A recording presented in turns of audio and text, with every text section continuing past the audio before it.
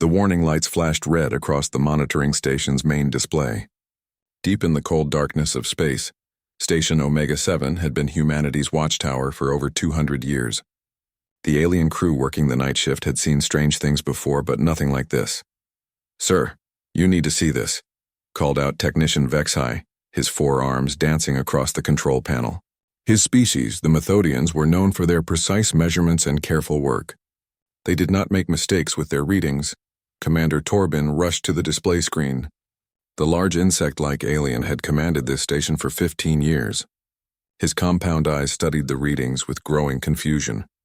"What am I looking at, Technician?" "It's a ship signature, sir, moving through Sector 77 Alpha at incredible speed.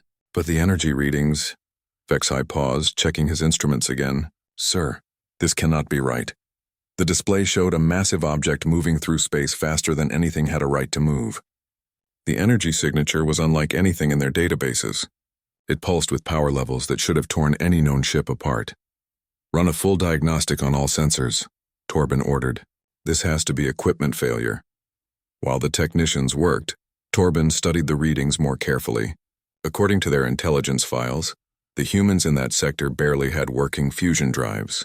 Their ships were slow, clumsy things that could barely leave their home system. Yet this signature suggested something far beyond even Galactic Council technology. "Diagnostics complete, sir," reported another technician. "All systems working perfectly." "Then run them again," Torben snapped, "and contact the other monitoring stations in that region." 20 minutes later, the responses came back. Station Omega-4 had detected the same impossible readings. So had Station Omega-12 and the mobile platform Guardian's Eye. All confirmed the same thing. A massive human vessel moving at speeds that defied physics. Torben's mandibles clicked together nervously. In all his years of service, he had never seen anything like this. The object was not just fast, it was huge. The mass reading suggested something larger than a council dreadnought. "Sir," Vexhi called out again, "the object has changed course. It's heading toward the neutral zone." "Impossible. Human ships don't have the range for deep space travel." "The readings say otherwise, sir." Commander Torben made a decision that would change everything. He opened a direct channel to the Galactic Council's military headquarters on Kepler Prime. "This is Station Omega-7 reporting a priority alpha anomaly," he began. "We have detected what appears to be an advanced human battleship operating in deep space. The vessel displays technology far beyond known human capabilities." The response came quickly. A holographic image of General Mordak appeared on the communications screen. The Catherian general's scaled face showed clear skepticism. "Commander Torben, are you certain your equipment is functioning correctly? Our intelligence reports indicate human technology remains primitive." "Yes, sir. We have confirmed readings from multiple sources. The vessel's energy signature exceeds anything in our databases." General Mordak was quiet for several seconds. The Catherians had ruled the galaxy's military forces for over 1,000 years. Their intelligence networks were considered flawless. "Send me all data immediately," the general ordered, "and maintain continuous tracking of this vessel." "Understood, sir." The data transmission took several minutes. During that time, the mysterious ship continued its impossible journey through space. Its path seemed random, as if the crew was simply exploring or perhaps testing their vessel's capabilities. "Commander," General Mordak's voice was different when he returned to the channel. "I am dispatching Admiral Zektar with a reconnaissance fleet to investigate this anomaly. You will provide all tracking data to his fleet upon arrival." "Yes, sir. How soon should we expect Admiral Zektar?" 48 hours. "Until then, you will maintain complete secrecy about this detection. No communications outside official channels." The channel closed, leaving Commander Torben staring at his screens. In 48 hours, one of the galaxy's most experienced military commanders would arrive to investigate what might be the most significant intelligence failure in Council history. Admiral Zektar received the emergency briefing while his flagship was conducting routine patrols near the outer rim. The Catherian commander had fought in 12 major conflicts and had never lost a battle. His tactical mind was legendary throughout the galaxy. "Show me the readings again," he ordered his intelligence officer. The holographic display filled with data streams and energy signatures. Zektar studied every detail with the patience of a seasoned hunter. Something about the readings bothered him beyond their impossible nature. "The pattern of movement," he muttered to himself. It's not random, sir? Asked Commander Yexla, his second-in-command. This ship. Look at its flight path. It appears random, but see these subtle course corrections? It's avoiding our patrol routes. Someone is deliberately staying away from our forces. Perhaps they know we're watching. Perhaps. Or perhaps they simply don't want to be bothered. Zektar's eyes narrowed. Assemble the 4th Reconnaissance Fleet. I want our fastest ships and best sensors. If the humans are hiding something, we're going to find out what it is. The fleet preparation took 18 hours. Zektar selected 5 of the Council's most advanced vessels, 3 fast cruisers for reconnaissance, 1 heavy destroyer for protection, and his flagship for command and control. Each ship carried the latest in scanning technology and enough firepower to handle any threat. As they jumped to hyperspace, Zektar couldn't shake the feeling that they were walking into something unprecedented. The Galactic Council had maintained peace for centuries by maintaining superior technology and military strength. Every species knew their place in the galactic hierarchy. Humans were supposed to be near the bottom of that hierarchy. They were a young species with crude technology and limited space capability. Their small fleet of colony ships and mining vessels posed no threat to anyone. Yet the readings from Station Omega-7 suggested something entirely different. If humans had developed such advanced technology in secret, it would change everything about galactic politics. Admiral, reported his navigation officer, we will reach the target coordinates in 6 hours. Excellent. Begin passive scans as soon as we drop out of hyperspace. I want to know everything about this vessel before we make contact. Zektar settled into his command chair and began reviewing intelligence files on human technology. According to every report, humans used simple fusion rockets and kinetic weapons. Their largest ships were barely 300 meters long.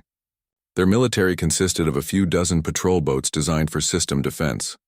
The readings from the monitoring stations painted a very different picture. The mysterious vessel was over 2 kilometers long and showed energy signatures that suggested technology beyond even Council capabilities. Either our intelligence is completely wrong, Zektar said quietly, or the humans have been playing a very long game. His fleet continued toward their destination, carrying with them the weight of a discovery that would shake the foundations of galactic civilization.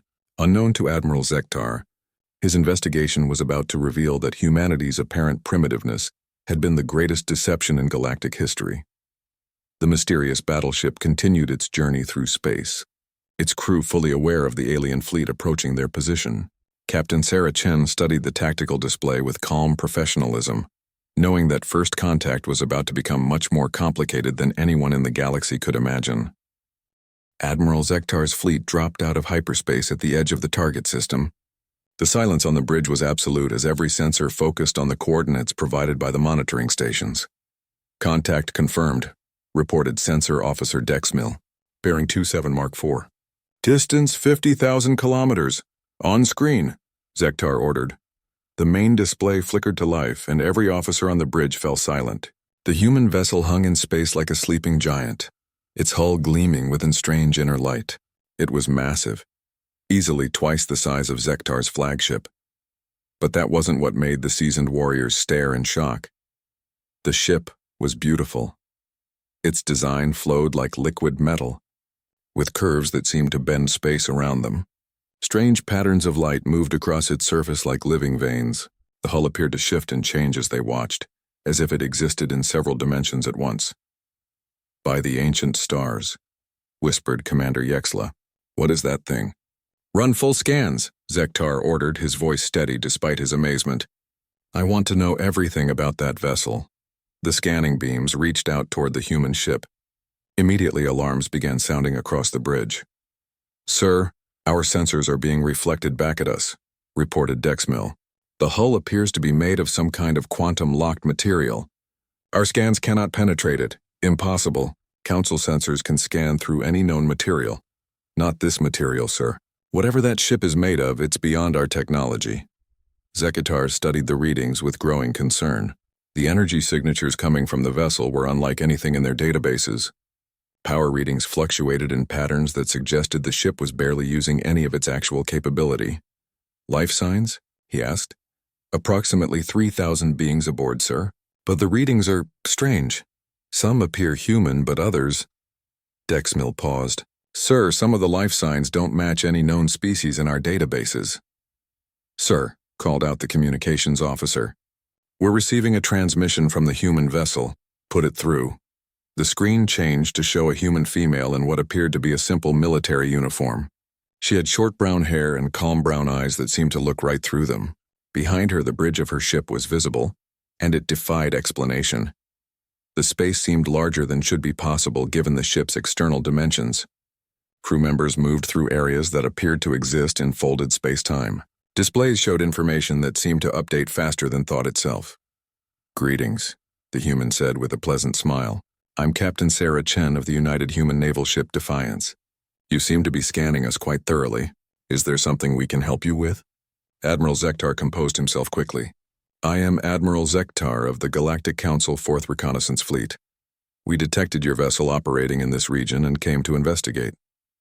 How thoughtful of you, Captain Chen replied. Her tone was friendly but carried an undertone that made Zektar's scales tingle with unease. Though I should mention that your scanning attempts are quite rude. We prefer to be asked before being examined so thoroughly. Our apologies, Captain. However, your vessel displays technology far beyond known human capabilities. We were merely attempting to understand what we were seeing. Captain Chen's smile widened slightly. Oh, you haven't seen anything yet, Admiral. Would you like to come aboard for a proper introduction? I think we have quite a lot to discuss. Zektar's tactical mind raced. Standard first contact protocols called for maintaining distance until the unknown vessel's capabilities were fully assessed. But those protocols assumed they were dealing with inferior or equal technology. That is, generous of you, Captain. However, I must ask about your vessel's specifications. Our sensors indicate energy outputs that should be impossible. Impossible is such a limiting word, don't you think? Chen replied.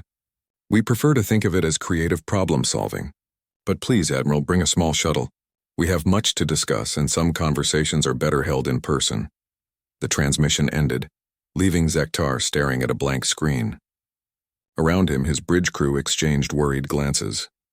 Sir, Commander Yexla said quietly, I strongly advise against boarding that vessel. We have no idea what their true capabilities are. I'm aware of the risks, Commander, but look at our situation. Zektar gestured toward the tactical display. That ship could have destroyed us the moment we arrived if they wanted to. Instead, they're offering hospitality.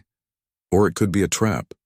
Everything about this situation suggests we're already trapped, Zektar replied grimly.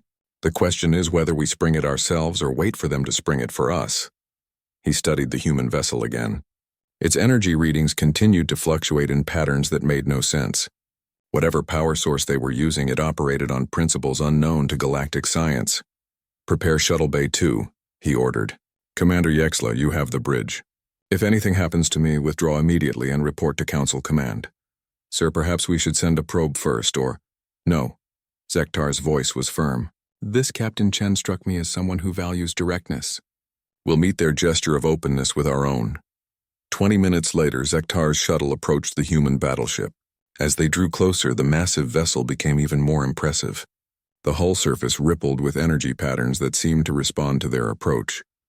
Admiral, called his pilot, they're opening a docking bay. But sir, the bay is appearing as we watch. It wasn't there a moment ago.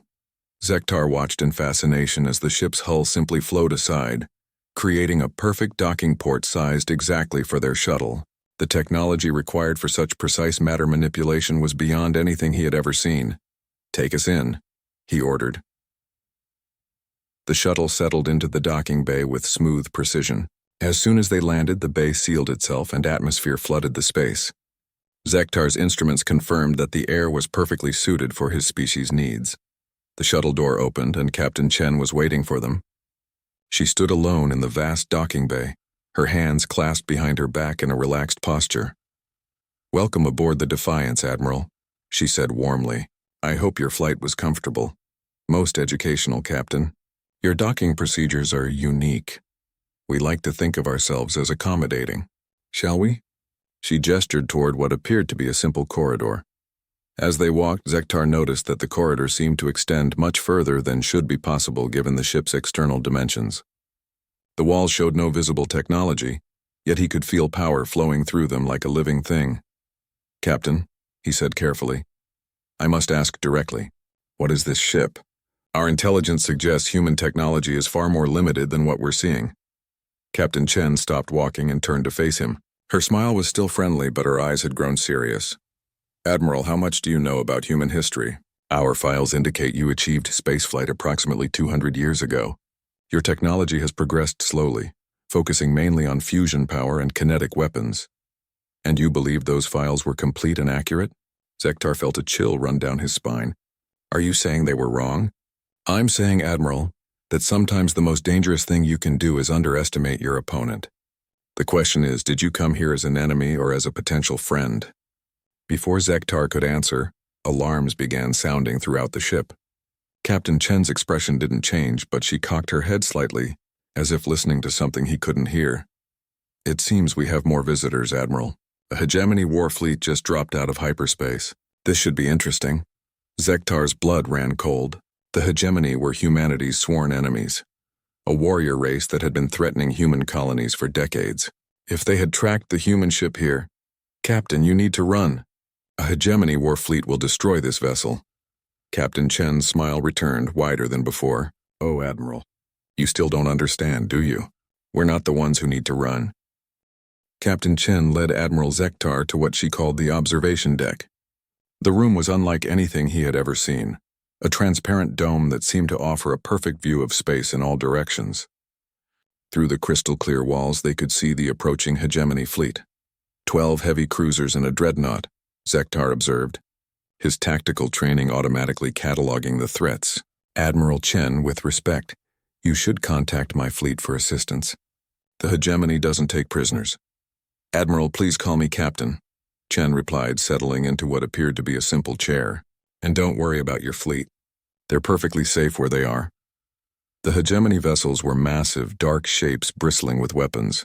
Their hulls were covered in thick armor plating, designed to withstand the most powerful weapons in the galaxy. Each ship carried enough firepower to level a planet. Captain Chen, Zektar tried again. You may not understand the situation.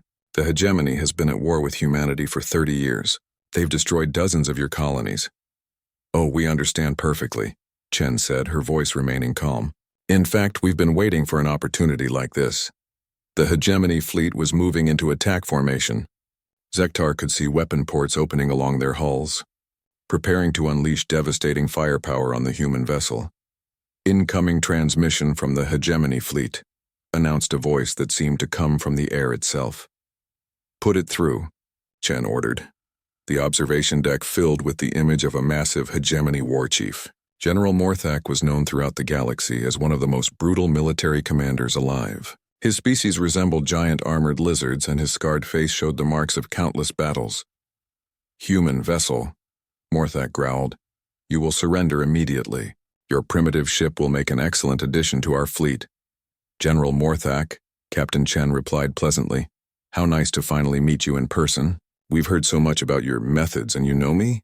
The hegemony general seemed surprised. Oh yes, we know everything about you, General. Your attack on Kepler Colony, the destruction of Mining Station Alpha 7, the massacre at New Geneva.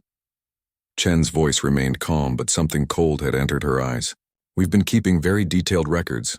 Morthak's laughter was like grinding metal. Those humans died screaming, and you will join them. Surrender now, and I will make your death quick. That's very generous of you, General, but I'm afraid we'll have to decline. Then you will die slowly. All weapons target the human vessel. Prepare to fire. Captain Chen stood up from her chair. Admiral Zektar, you might want to observe this carefully. Your intelligence services will want a detailed report. Captain, please. We need to evacuate. My shuttle is perfectly safe, I assure you. Now watch. On the displays around them, Zektar could see the hegemony fleet preparing to fire. Weapon arrays that could crack moons were charging to full power. In seconds, they would unleash enough destructive force to vaporize anything in space. All vessels, fire, Morthak commanded. The space around them lit up with energy beams, missile trails, and kinetic projectiles. Enough firepower to destroy a small fleet raced toward the Defiance at incredible speed. Captain Chen raised her hand casually. Defense. The word was spoken quietly, but its effect was immediate. A shimmering barrier appeared around the Defiance, and every weapon fired at them simply stopped. Energy beams froze in mid-space. Missiles hung motionless like decorations. Kinetic projectiles came to a complete halt as if they had hit an invisible wall. Impossible, Zektar whispered. Just getting started, Chen replied. Computer, please ask all other vessels to maintain a safe distance of 10,000 kilometers. Acknowledged, Captain. Broadcasting warning now. On the communication channel, a pleasant automated voice announced, Attention all vessels. For your safety, please withdraw to a minimum distance of 10,000 kilometers. Combat operations will commence in 30 seconds. Zektar watched his own fleet begin to pull back immediately. The hegemony vessels, however, moved closer, clearly intending to continue their attack. Their choice, Captain Chen said with a slight shrug. Admiral, you asked about our capabilities. Allow me to demonstrate. She spoke another single word. Engage.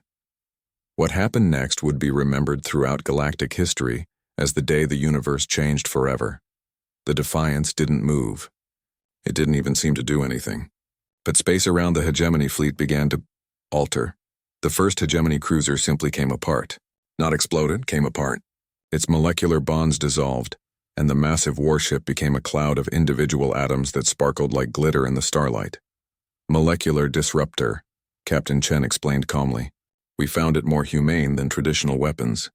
The second cruiser suffered a different fate. It began to shrink, its matter compressing rapidly until it became a sphere no larger than a shuttle. The gravitational field around it warped space itself. Gravity well generator. That ship now has the density of a neutron star. The crew experienced no pain. Time dilation made their final moments feel like years of peaceful sleep. A third cruiser seemed to freeze in place, then began moving backward, its weapons firing in reverse, its hull repairing damage that hadn't been inflicted yet. Temporal mine. That vessel is now trapped in a causality loop. It will experience the same moment over and over until the universe ends. Admiral Zektar stared in horror as ship after ship met impossible ends. One vessel simply winked out of existence. Another began moving in directions that didn't exist in normal space. A third started aging rapidly, its hull corroding and its crew dying of old age in seconds. Stop, he whispered. Please stop this. Almost finished, Captain Chen replied. Only one ship remained, General Morthak's dreadnought. The massive vessel was trying to escape, its engines glowing white-hot as it attempted to reach hyperspace. Computer, please give General Morthak our regards. The dreadnought stopped moving. For a moment, nothing seemed to happen. Then Zektar realized the ship was changing color, its dark hull becoming bright, then brilliant, then blindingly white. Nuclear conversion, Chen explained. We're turning his ship's hull into pure energy. He'll have just enough time to realize what's happening before he becomes one with the cosmos. The dreadnought flared like a small star, then faded to nothing. In less than 5 minutes, an entire hegemony war fleet had been destroyed. Not defeated, erased. The methods used were beyond anything in galactic science. Weapons that seemed to rewrite the laws of physics themselves. Captain Chen turned to Admiral Zektar, who was staring at the empty space where 13 warships had been. I trust that demonstration was educational? She asked. Zektar's voice was barely a whisper. What are you? We're human, Admiral. We've always been human. We've just been very, very patient, but how? Our intelligence, your intelligence saw exactly what we wanted it to see. The question now is, what do you plan to do with this information? Admiral Zektar looked at the human captain with new eyes. Everything he thought he knew about the galaxy had just been proven wrong. The implications were staggering. I need to report this to the Council. Of course you do. But first, I think we should have that conversation I mentioned. There are some things about the galaxy that you really should know. As Captain Chen led him deeper into the impossible ship, Zektar realized that first contact had just become surrender negotiations. The only question was whether the galaxy would be wise enough to accept humanity's terms. Captain Chen led Admiral Zektar through corridors that defied understanding. The walls seemed to stretch infinitely in some directions while remaining perfectly normal in others. Crew members walked past them, some appearing completely human while others looked like nothing Zektar had ever seen before. Those beings, he said carefully, they're not in our species databases. That's because they're not from this dimension, Chen replied casually. We've found that recruiting across multiple realities gives us access to the best minds in existence. Would you like to meet our chief engineer? He's actually from a universe where your species never evolved. Fascinating perspective on galactic politics. They stopped before a door that appeared to be made of liquid starlight. Chen placed her hand on it and it flowed aside like water. Welcome to my ready room, Admiral. Please sit anywhere you like. The room beyond was impossible. Windows showed views of different star systems simultaneously. Some displayed nebulae that Zektar recognized, while others showed cosmic formations that couldn't exist. A bookshelf held volumes that seemed to be written in languages that changed as he watched. Captain, Zektar said slowly, settling into a chair that adjusted itself perfectly to his anatomy, I think it's time you explained exactly what humanity really is. Chen moved to what appeared to be a simple desk, though Zektar noticed it was displaying real-time tactical information from across the galaxy. She could see the movement of every major fleet, the status of every important world, the communications of every government. What do you know about human history, Admiral? Our real history, not the files your intelligence services compiled. According to our records, humanity achieved spaceflight 200 years ago using primitive chemical rockets. You developed fusion power approximately 150 years ago. Your expansion has been slow and limited to a few dozen systems. And when did your intelligence services first make contact with humanity? Zektar thought carefully. Official first contact was 120 years ago, when human colonists requested assistance with a failed terraforming project. Exactly. 120 years ago, we decided it was time to reveal ourselves to the galaxy. What you met wasn't our first attempt at space travel. It was our public debut. I don't understand. Captain Chen activated a holographic display that filled the room. It showed Earth, but not as Zektar had ever seen it. The planet was surrounded by a network of structures that seemed to exist in folded space. Energy patterns flowed around the world in geometric designs that hurt to look at directly.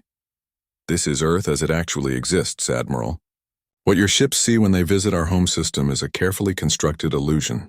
The real Earth has been hidden in dimensional fold for over 300 years. But why? Why hide your true capabilities?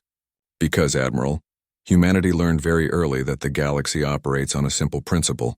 Might makes right. The strong dominate the weak and the weak serve or die. We decided that we preferred a different arrangement. The holographic display changed, showing human expansion across the galaxy.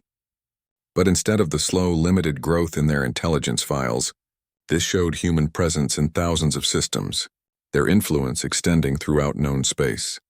We've been watching, Admiral, learning, studying every species, cataloging every weakness, understanding every strength. For over a century, we've prepared for the day when the galaxy would inevitably turn against us.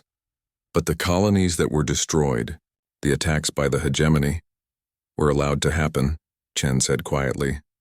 Those colonists knew the risks. They volunteered to maintain the illusion that humanity was vulnerable. Their sacrifice saved billions of lives by preventing a galactic war that would have consumed everything. Zektar felt sick. The implications were staggering. You could have stopped those attacks. You could have saved them? Yes, and if we had, the galaxy would have united against us immediately. Instead, we gathered intelligence on our enemies and prepared for this moment. What moment? Captain Chen's expression grew serious. The moment when humanity stops pretending to be weak and starts enforcing peace.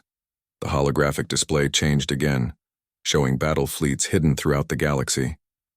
Thousands of ships, each as advanced as the Defiance, positioned near every major world and military installation. We know about the Council's plan to expand into human space, Admiral. We know about the trade agreements designed to make us economically dependent. We know about the military exercises practicing invasion scenarios. Zektar's heart sank. Those were classified operations, known only to the highest levels of government. How long have you been watching us? Admiral, we've had people in your government since the day you first made contact with us. Some of your closest advisors report directly to Earth Command. Your intelligence services have been unknowingly working for us for decades. That's impossible. Our security is designed to detect technology, you understand. We don't use technology, you understand. Chen stood and walked to one of the impossible windows. Outside, space had become something that wasn't quite space. A realm where stars moved in patterns that followed mathematical principles instead of physics. Would you like to see our real capabilities? Admiral? Before he could answer, the room filled with new displays.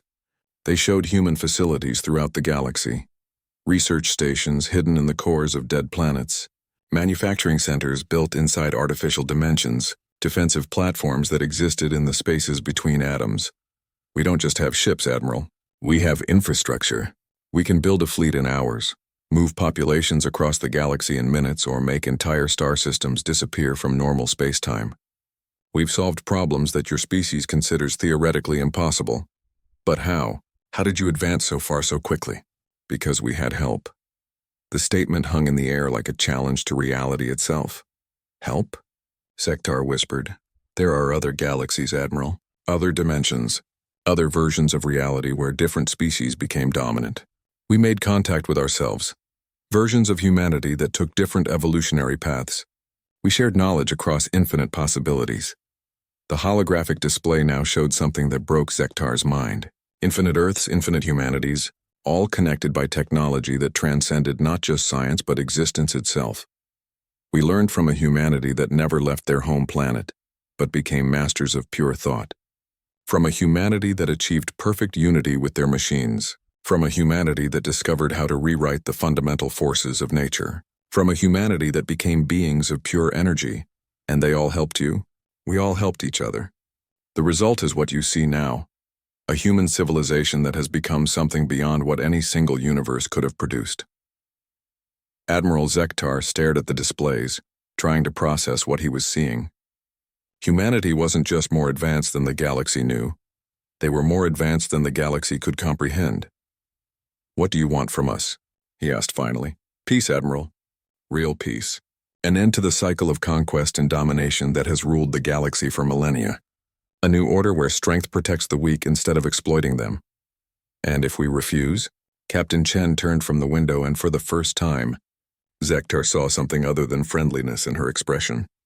Admiral, we've just demonstrated what happens to those who threaten innocent beings. The choice is simple. Join us in building a better galaxy or be removed as obstacles to that goal. You would destroy entire civilizations? We would reshape them. No one has to die, Admiral, but everyone has to change. As the reality of humanity's power settled over him, Admiral Sektar realized that the galaxy had already changed. The only question was whether the transition would be peaceful or catastrophic. The age of alien dominance was over. The age of humanity had begun. 3 weeks after Admiral Sektar's encounter with the Defiance, emergency sessions were being held on every major world in the galaxy. The news had spread like wildfire through diplomatic channels, intelligence networks, and military communications. Humanity was not what they appeared to be. On Kepler Prime, the Galactic Council's capital world, the emergency assembly was in chaos. Representatives from dozens of species argued, threatened, and pleaded as they tried to process the impossible reality they now faced. The intelligence reports must be wrong, insisted Councillor Vexner of the Hegemony delegation. No species could advance so far so quickly. General Morthak's entire fleet is gone, replied Admiral Sektar, standing before the assembly. Destroyed by weapons we cannot understand, using principles that our science says are impossible. The evidence is undeniable. The massive chamber buzzed with translation devices as hundreds of species tried to make sense of what they were hearing. For 1,000 years, the galactic hierarchy had been stable. The strong ruled, the weak served, and everyone knew their place. Even if this is true, declared Prime Minister Rothkai of the Trade Federation, humanity cannot threaten all of us simultaneously. We have millions of ships, thousands of worlds. No, Sektar interrupted, his voice carrying across the chamber. You don't understand. They're already here. They've been here all along. The chamber fell silent as he activated a holographic display, showing surveillance footage from across the galaxy. Human ships appeared from nowhere around major worlds, space stations, and military installations. Not the primitive vessels everyone expected, but sleek craft that seemed to bend reality around themselves. They're not invading, Sektar continued. They're revealing. These ships have been there all along, hidden from our sensors. Watching. Waiting. On the display, peaceful scenes played out across dozens of worlds. Human representatives were requesting meetings with local governments.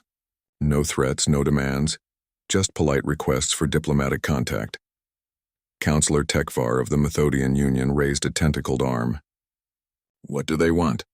To talk, Zektar replied. Captain Chen made it very clear that they prefer negotiation to conflict. And if we refuse to negotiate? Zektar's answer was interrupted by an incoming transmission alert. The Chamber's communication officer announced that they were receiving a priority message from Earth. Put it through, ordered the Council. Chairman, the massive display filled with the image of Captain Sarah Chen, sitting in what appeared to be a simple office. Behind her, through a window, Earth was visible in all its beauty, but now they could see the energy patterns flowing around the planet, the dimensional structures that surrounded humanity's home world. Honored members of the Galactic Council, she began with a warm smile. Thank you for agreeing to this communication. I know recent events have been surprising. Captain Chen, the chairman replied, his voice strained. The Council demands an explanation for your species' deception. Of course, Chairman Lorthek, though I prefer to think of it as caution rather than deception. We've been observing galactic politics for over a century, and we felt it was prudent to understand the situation before revealing our true nature. Your true nature being? We're explorers, Chairman, scientists, philosophers. We're interested in learning and growing and building something better than what currently exists. Councillor Vexenaire stood angrily. You destroyed an entire hegemony fleet. They attacked first, Chen replied calmly. We defended ourselves, though I should point out that no one actually died in that engagement. We relocated all crew members to a pocket dimension where they're being treated very well, while they consider the error of their ways. Relocated? You mean captured? I mean relocated. They're alive, healthy, and being educated about alternatives to conquest and murder. When they're ready to embrace peaceful coexistence, they'll be returned to normal space. The chamber erupted in confused discussions. The idea that the hegemony fleet had been relocated rather than destroyed was somehow more terrifying than simple annihilation. What do you want from us? Chairman Lorthek asked directly. Change, Chen replied simply. The current galactic order is based on fear, exploitation, and violence. Stronger species dominate weaker ones. Resources are taken by force. Peace exists only when everyone is too exhausted to fight. That is the natural order. That is one possible order. Chen interrupted. We propose something different. A galaxy where strength protects rather than exploits. Where advanced species help developing ones instead of conquering them. Where conflicts are resolved through dialogue rather than warfare. And you think you can enforce such a system? We know we can. The question is whether you'll help us build it or require us to build it around you. The chamber fell silent as the implications sank in. Humanity wasn't asking for a place in the existing order. They were offering everyone a place in a new one. Chairman, Admiral Zektar said quietly, I've seen their capabilities. They're not bluffing. What specifically are you proposing? Asked Councillor Tekvar. Captain Chen's expression became businesslike. First, an immediate ceasefire in all ongoing conflicts. Human peacekeeping forces will be deployed to enforce this if necessary. Second, the establishment of new trade protocols based on mutual benefit rather than exploitation. Third, a galactic development program to help less advanced species improve their technology and living standards. And in return, you continue to exist and prosper. We're not interested in ruling the Galaxy Council members. We're interested in improving it. But you would be the ultimate authority, observed Chairman Lorthek. Someone has to be. Currently, that authority is held by whoever has the biggest guns. We propose to hold it based on who has the most effective solutions. The debate continued for hours, but the outcome was inevitable. Over the following days, reports came in from across the galaxy. Human ships were appearing everywhere, not as conquerors but as protectors. Conflicts that had raged for decades were ending as combatants found their weapons simply wouldn't function in the presence of human peacekeepers. Trade routes became safer as human vessels eliminated piracy. Developing worlds received aid packages that advanced their technology by centuries. Refugee populations found safe haven on worlds that humanity had quietly prepared for their arrival. Admiral Zektar watched the transformation from his flagship as it patrolled the outer rim territories. The galaxy was changing faster than anyone had thought possible. Fear was being replaced by hope. Desperation was giving way to opportunity. Admiral, his communications officer reported, we're receiving a transmission from the Defiance. On screen, Captain Chen appeared, still in her simple uniform, still wearing that calm smile. Admiral Zektar, I wanted to thank you personally for your role in making this transition peaceful. I'm not sure I had much choice in the matter. Captain, there's always a choice, Admiral. You could have recommended resistance. Your government could have refused to cooperate. Many did initially. And what happened to them? They discovered that their weapons wouldn't fire, their ships wouldn't jump to hyperspace, and their communications were being redirected to our conflict resolution specialists. Amazing how quickly people become reasonable when violence isn't an option. Zektar found himself laughing despite everything. You've been planning this for a long time. Centuries, Admiral. But we always hoped it could be accomplished peacefully. Your cooperation made that possible. What happens now? Now we build something better. The galaxy has unlimited potential, Admiral. It just needed someone willing to help it reach that potential instead of exploiting its weaknesses. As the transmission ended, Admiral Zektar looked out at the stars. Somewhere among them, human ships were patrolling, protecting, and building. The age of conquest was over. The age of cooperation had begun. And despite everything, despite the fear and uncertainty of the past weeks, Zektar found himself looking forward to seeing what humanity would help them become. The galaxy had gained protectors, who asked nothing in return except the chance to make things better. Perhaps, he thought, that was exactly what they had needed all along.